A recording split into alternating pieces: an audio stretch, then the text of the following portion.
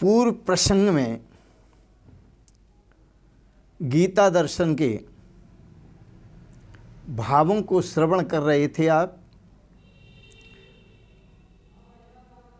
और सुंदर श्लोक पर चर्चा। स्थित प्रज्ञस्य का भाषा समाधिस्थस्य केशव, स्थिति किम प्रभासेत किम आसीत ब्रजेत किम। हे अर्जुन, तुमने जो प्रश्न किया है, स्थित पुरुष का लक्षण क्या है, समाधिस्थ पुरुष का लक्षण क्या है, वह कैसे बोलता है, वह कैसे बैठता है, वह कैसे चलता है। आज बैठने के विषय में बताते हैं, वह कैसे बैठता है। यदा संहर्ते चायं कूर्मो अंगानीव सर्वशः, इंद्रियाणि इंद्रियार्थेभ्यस्तस्य प्रज्ञा प्रतिष्ठिता। जिस तरह से कछुआ अपने भय को देखकर अपने अंगों को समेटकर बैठ जाता है, और अंगों को समेटकर जब बैठ जाता है तो भय मुक्त हो जाता है, लेकिन जब देखता है कि भय नहीं है तो अंगों को बाहर निकाल लेता है। पहले भी वो पृथ्वी पर चरता था, कुछ खाता पीता था, अंगों को समेट कर बैठ गया, सब खाना पीना बंद हो गया, निराहारी हो गया, और भय निकल गया तो फिर वह अंगों को बाहर निकाल करके और फिर खाने पीने लगा, चलने लगा। इंद्रियां इसी प्रकार से योगी की जो वृत्ति होती है, इंद्रियाणि इंद्रियार्थेभ्यस्तस्य प्रज्ञा प्रतिष्ठिता,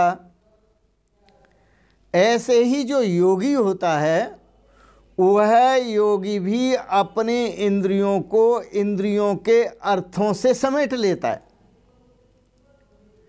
क्योंकि जो दुख प्राप्त होता है वो विषयों से ही होता है, इंद्रियों के अर्थों से ही होता है।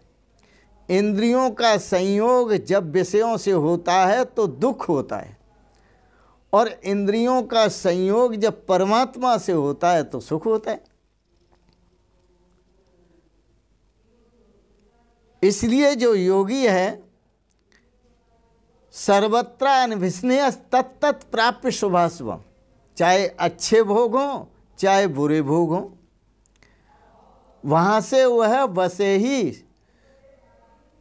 हर्ष शोकाभ्याम, चाहे शोक देने वाले हों चाहे हर्ष देने वाले हों, वहाँ से अपने मन को वश में कर लेता है, बुद्धि को वश में कर लेता है, इंद्रियों को वश में कर लेता है। ससमाहित उच्यते, उसी को स्थित प्रज्ञ कहा जाता है, उसी को समाहित कहा जाता है।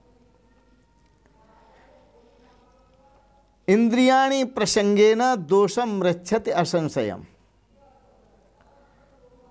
यदि कोई भी साधक इंद्रियों के प्रसंग में जाता है, इंद्रियों का विषयों से संबंध बनाए रखता है, जैसे बनाता है, दोषम, उसे दोष प्राप्त होता है। दुख आदि परेशानी आदि दोष प्राप्त होता है उसे। दोषम रक्षत असंशयम, इसमें कोई संशय नहीं है।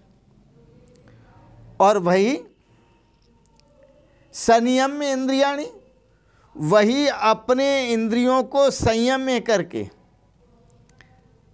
तान्यव इंद्रियाणि, उन्हीं इंद्रियों को संयम में करके अंतर्मुख कर लेता है।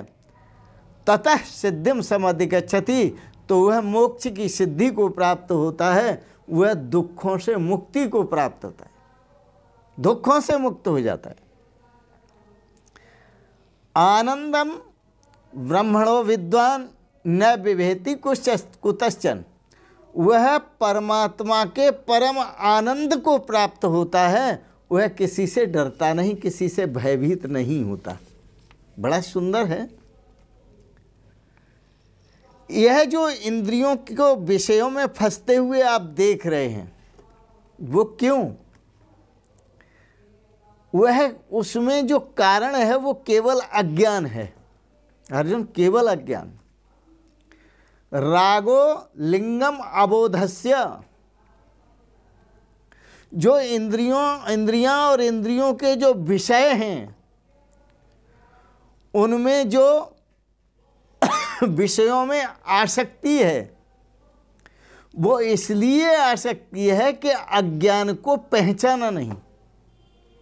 अबोधस्य रागो अज्ञानम, अज्ञान के कारण ही राग है, तो राग को पहचाना ही नहीं है। और दूसरा भाव कि जिसने अज्ञान को नहीं पहचाना वो अज्ञान से मुक्त नहीं होगा। यदि अज्ञान को जान लेता है कि अज्ञान वास्तव में क्या है तो अज्ञान से मुक्त होता है, और वो भी अज्ञान से मुक्त होता है जो परमात्मा को जान लेता है। परम पिता परमात्मा को जानने वाला भी न अन्यत पश्यति न अन्यत शृणोति न अन्यत विजानाति, वह परमात्मा के सिवाय अन्य कुछ देखता नहीं, परमात्मा को ही देखता है, परमात्मा को ही सुनता है, परमात्मा को ही जानता है। इसलिए परमात्मा वही अभूत, परमात्मा वही अभूत, वो परमात्मा ही हो जाता है। सुंदर कछुए का उदाहरण दिया।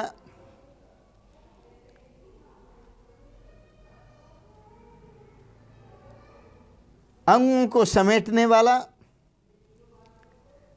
पर सुखी जो होता है वो स्थिति पुरुष होता है। तो क्या कछुए की तरह वो दोबारा प्रवृत्त होता है? जैसे कछुआ दोबारा प्रवृत्त होता है खाने पीने में, क्या ऐसे ही स्थित प्रज्ञ जब समाधि से उठता है तो क्या दोबारा विषयों को भोगने लगता है? भगवान श्री कृष्ण इसके उत्तर में कहते हैं नहीं। विषया विनिवर्तन्ते निराहारस्य देहिनः रसवर्जं रसोऽप्यस्य परम दृष्ट्वा निवर्तते। विषया विनिवर्तन्ते निराहारस्य देहिनः, जो निराहारी पुरुष होता है, तपस्वी पुरुष जो तपस्या करते हैं, उन्होंने भोजन करना छोड़ दिया, फल खाना छोड़ दिया, दूध पीना छोड़ दिया, सब छोड़ देते हैं, शरीर को सुखाते हैं, वो तपस्वी। विषया विनिवर्तन्ते निराहारस्य देहिनः, वो निराहारी पुरुष के विषय तो निवृत्त हो जाते हैं, निराहारी पुरुष के विषय तो निवृत्त हो जाते हैं अर्जुन, लेकिन रस वर्जम, उसका रस जो विषयों में रस है वह निवृत्त नहीं होता। भोग तो निवृत्त हो जाते हैं लेकिन वासनाएं निवृत्त नहीं होती। परंतु हे अर्जुन सावधान, रस वर्जन रसो अप्यस्य, यह जो स्थित प्रज्ञ पुरुष है, जो समाधिस्थ पुरुष है, समाधिस्थ पुरुष है, इसका तो रस भी दूर हो जाता है, रस से रस मुक्त भी हो, ये तो रस से भी मुक्त हो जाता है। क्यों रस से मुक्त इसलिए हो जाता है? परम दृष्ट्वा निवर्तते, स्वतः रस मुक्त हो जाता है क्योंकि इसने परम परमात्मा को, परम पिता परमेश्वर को जान लिया, देख लिया, उसके परम आनंद को प्राप्त कर लिया। तो जब परम आनंद को प्राप्त हो गया, परम पिता के परमानंद को प्राप्त हो गया, इसलिए रस वर्जम अस्य अपि, यह जो समाधिस्थ पुरुष है वो रस मुक्त हो जाता है। विषय मुक्त तो होता ही है, लेकिन विषय की जो वासना है, जो रस है, उससे भी मुक्त हो जाता है। बड़ा सुंदर है। भगवान श्री कृष्ण इतना अच्छा कहते हैं, समझ में आए तो, परंतु संसारी पुरुष उनके भाव को न समझ पाएंगे। यह तो कोई गुरु का लाल ही समझेगा। अर्जुन बना है गुरु का लाल, इसलिए तो अर्जुन ने प्रारंभ में कहा कार्पण्य दोषो उपहित स्वभाव है। अनजान बना के मेरी बुद्धि कायरता दोष से आच्छादित है। मैं आपकी शरण में हूँ, आप मुझे साधी माम साधी मेरी रक्षा कीजिए। इसलिए उसकी रक्षा के लिए भगवान श्री कृष्ण कितना सुंदर प्रसंग उसके सामने रख रहे हैं।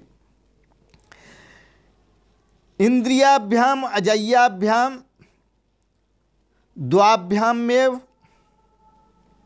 हतम जगत। याद रखना, दो इंद्रियों के कारण ही ये जगत दुखी हो रहा है, पूरा जगत दुखी हो रहा है। जो इंद्रियां जीती नहीं गई हैं, उन इंद्रियों के कारण ही, न जीतने के कारण ही यह जगत दुखी हो रहा है। एक तो उपस्थ इंद्रिय और एक जिह्वा इंद्रिय, एक रसना इंद्रिय और एक उपस्थ इंद्रिय लिंग इंद्रिय। इन दोनों के न जीतने से ही सारा जगत परेशान है, सारा जगत दुखी है। खाने के लिए 1000 पाप करता है, अच्छा खाने के लिए, अच्छा भोगने के लिए 1000 पाप करता है। तो इंद्रियाणाम अजय्याभ्याम द्वाभ्याम एव हतम जगत। जगत मारा गया, इसका हत्या हो गई जगत की, केवल 2 इंद्रियों के कारण। अहो आश्चर्य है। उपस्थ जिह्वाभ्याम, एक तो उपस्थ इंद्रिय, एक जिह्वा इंद्रिय। ब्रह्मादि मशकावधि, मच्छर से लेकर ब्रह्मा तक इन्हीं 2 इंद्रियों के कारण परेशान हैं। मच्छर से लेकर ब्रह्मा तक इन्हीं 2 इंद्रियों में फंस करके मर जाते हैं। बलवान इंद्रिय ग्रामो विद्वांसमपि अपकर्षति। ये इंद्रियां बहुत बलवान हैं, विद्वान को भी भ्रष्टता के रास्ते पर डाल देती हैं। बलवान इंद्रिय ग्रामो विद्वांसमपि अपकर्षति, बलपूर्वक भ्रष्ट कर देती हैं विद्वान को भी। इसलिए साधक को चाहिए संसार दोष दृष्टैव वृत्तिर्जायते सदा, संसार में दोष दृष्टि करे और दोष दृष्टि रखते हुए विरक्ति वैराग्य प्राप्त करे। संसार दोष दृष्टैव विरक्तिर्जायते सदा, जब दोष दृष्टि करेगा तभी वैराग्य प्राप्त होगा। देखता है इसकी नाक अच्छी है, पर नाक में क्या भरा है वो दिखाई नहीं देता। मुख अच्छा है, पर मुख से खार निकलती है, गंदगी निकलती है, वो नहीं देखता। कान अच्छे हैं, कानों में ठेक भरी है, क्या वो नहीं दिखती। आंखें अच्छी हैं, कीचड़ निकलता है, क्या वो नहीं दिखता।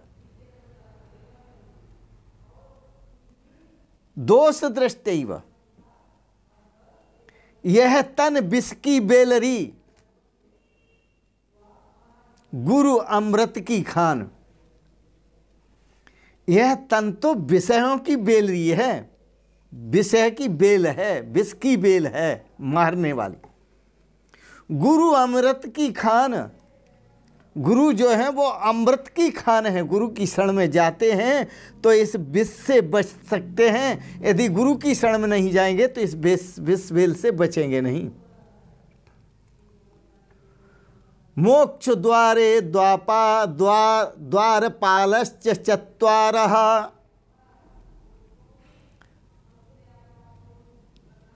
मोक्ष के द्वार पर जाइए, मोक्ष के द्वार पर, जहां पर 4 द्वारपाल वास करते हैं, उनसे बात कीजिए। चत्वार द्वारपाल, 4 द्वारपाल हैं जो मोक्ष के दरवाजे पर खड़े हुए हैं। पर कीर्तिता श्रुति में 4 द्वारपाल बताए गए हैं।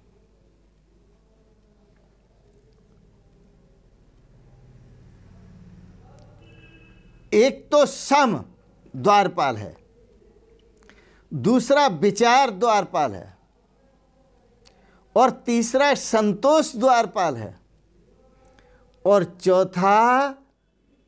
चतुर्थ साधु संगम। चौथा द्वारपाल है संतों का संग, सत्संग करना। ये 4 द्वारपाल हैं संसार दुख से बचने के लिए, जन्म और मृत्यु से बचने के लिए, संसारों के कष्ट से बचने के लिए ये 4 द्वारपाल हैं। सम, अपने मन को सम करो और इंद्रियों का दमन करो। विचारः, आगे बढ़ने से पहले विचार करो उचित और अनुचित का, ग्राह्य और अग्राह्य का। विचारम परमम ज्ञानम, विचार सबसे बड़ा ज्ञान है। संतोषः, बहुत भोग भोग लिए, पता नहीं कितने जन्मों में भोगते आए। कभी कुत्ता बने, कभी शुअर बने, कभी गधा बने, कभी कीड़ा बने, मकोड़ा बने, पता नहीं कितने जन्मों में कितने भोग भोगे। और 83,99,999 योनियां भोगने के बाद ये मनुष्य योनि प्राप्त हुई है। ये भोग योनि नहीं है, यह मनुष्य योनि कर्म योनि है। इसलिए अच्छे कर्म करो, भगवत अर्थ कर्म करो, भगवत प्राप्ति के लिए कर्म करो, तो सत्संग करो।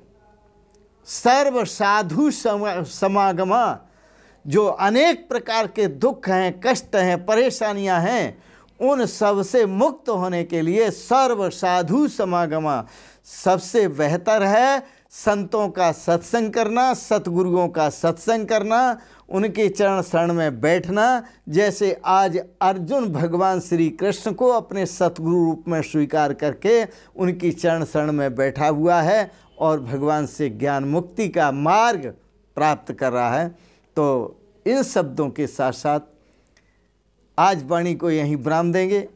आपने बड़े प्रेम और श्रद्धा से चर्चाओं को श्रवण किया, दार्शनिक विचारों को श्रवण किया, इसलिए बहुत बहुत अनुग्रहित हैं। एक बात जरूर कहेंगे, ओम सर्वे भवन्तु सुखिनः, सर्वे सन्तु निरामयाः, सर्वे भद्राणि पश्यन्तु, माँ कश्चित् दुख भाग भवेत्। ओम शांति शांति शांति। और अंत में आपने दार्शनिक विचारों को श्रवण किया, आपको अच्छे लगे, इनको सब्सक्राइब करें, लाइक करें, शेयर करें, और आप सभी के श्री चरणों में बारंबार प्रणाम करते हुए सादर प्रणाम। ओम शांति शांति शांति। ओम।